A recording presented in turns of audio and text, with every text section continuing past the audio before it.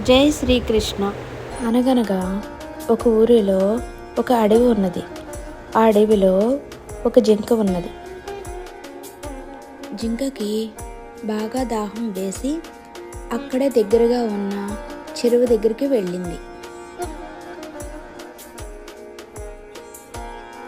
నీటిని తాగుతూ ఉన్నది. దాని ప్రతిబింబాన్ని నీటిలో చూసుకున్నది.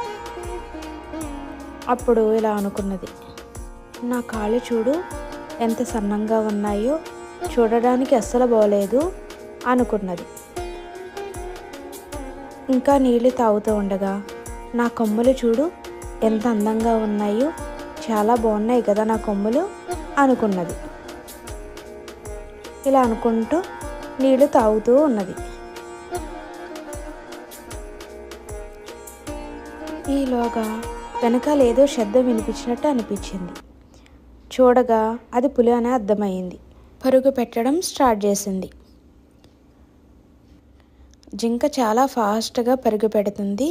దాని వెనకాల పులి తవరుతూ ఉన్నది. ఇలా కొంత సమయం గడిచింది.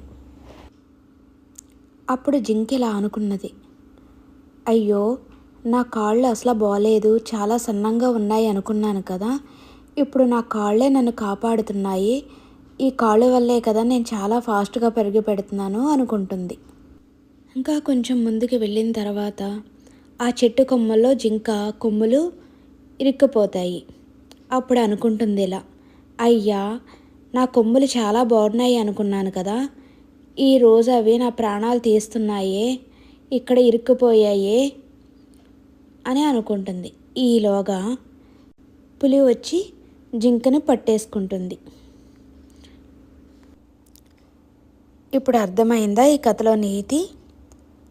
తెల్లగా ఉన్నాయని పాలు కాదు, నల్లగా ఉన్నాయని నీళ్ళు కాదు.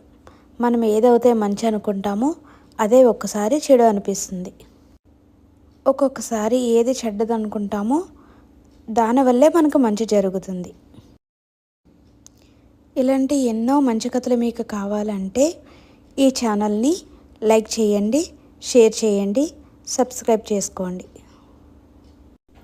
ఈ కథ విన్నందుకు చాలా థ్యాంక్స్ అండి. శ్రీరామ రక్ష.